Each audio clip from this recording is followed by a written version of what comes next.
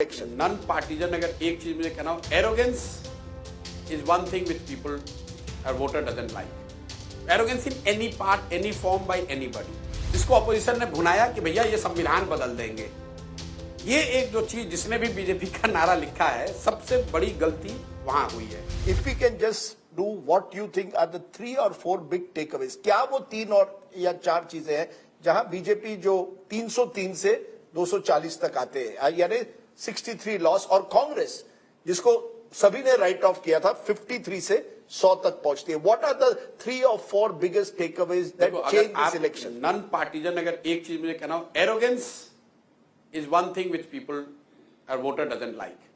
Arrogance in any part, any form, by anybody. So that's the key takeaway I would take, irrespective of Give me an party. example. Example मैं नहीं देना चाहता हूं, मैं कह रहा हूं एरोगेंस जहां भी दिखी, सही बात, वो उसको जनता ने पनिश किया, चाहे वो जगन हो, वो उड़ीसा के अपने बिजू पटनायक जी हो, भाजपा हो, सॉरी नवीन पटनायक जी हो, जहां पर भी जनता को एरोगेंस दिखा, उसको जनता ने पनिश किया है। जनता knows to put you in your place. That's the first thing. Party wise मुझे लग रहा है 3 कारण जिससे भाजपा को नुकसान हुआ हो, मुझे जो लगता है। पहला, जिसने भी ये नारा लिखा 400 पार, this is nothing wrong in the नारा, I have been thinking about it, it's just the half नारा। 400 पार तो है, लेकिन किस लिए? They left it open. जैसे 2014 में नारा बना था, अब बहुत हुई महंगाई की मार, अब की बार मोदी सरकार। सो पर्पस वाज डिफाइंड। क्यों मोदी सरकार? क्योंकि महंगाई को कम करना है। इस बार आपने कहा 400 पार, तो to section of society it appeared, it reeked of complacency. To section of society it reeked of arrogance, and to section of society it reeked of some conspiracy, जिसको अपोजिशन ने भुनाया कि भैया ये संविधान बदल देंगे। ये एक जो चीज जिसने भी बीजेपी का नारा लिखा है, सबसे बड़ी गलती वहां हुई है कि उनको वो डिफाइन नहीं किया कि 400 पार क्यों। और जब 400 पार का नारा आया, तो जो बीजेपी के लाउड माउथ थे, उन्होंने अपने एरोगेंस में या गलती से या इग्नोरेंस में कह दिया भाई क्यों 400 पार चाहिए, बोला हम संविधान बदलना है। That has done a material damage everywhere to BJP. Second, मुझे लगता है कि कहीं ना कहीं वो sense of complacency, I have said it before also, कि भाई बीजेपी की कमजोर कड़ी क्या है? कमजोर कड़ी है ओवर डिपेंडेंस ऑन मोदी। इसमें क्या हुआ कि जो कार्यकर्ता है वो कह रहे 400 तो आ ही रहा है, मेरा इसको सबक सिखाना है। You take an example of my state, R.K. Singh.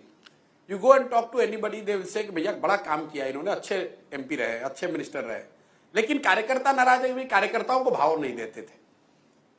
जो बीजेपी का सपोर्टर है उसको लग रहा है जीत ही रहे यार, क्या करना है। There was no purpose, no goal. भाई 400 पार हो ही रहा है, क्या करना है। और contrary to this, those who were opposed to Modi and Bhajpa, they had a purpose. They were down in dumps, but they had a purpose कि हमें इनको रोकना है, किसी भी तरीके से रोकना है।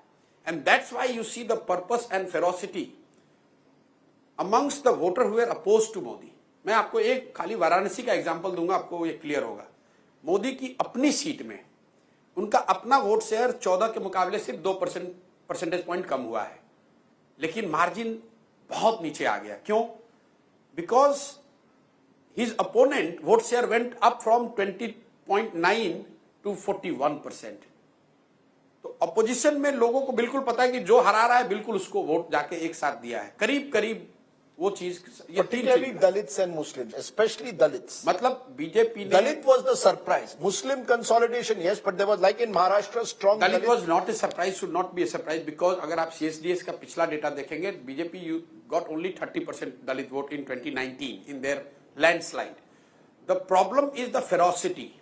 देखो, मुस्लिम उनके खिलाफ वोट कर रहे हैं, और दूसरा यह है कि हर मुस्लिम ने यह बना लिया कि इस बार तो एक एक वोट पोल कर रहा है। वो बहुत बड़ा फैक्टर हो जाता है जब फेरोसिटी जो है ना, कि एकदम उनका क्लियर है कि भाई हमें एक वोट भी इधर उधर नहीं करना है, हमें वोट करना है, पोल करना है।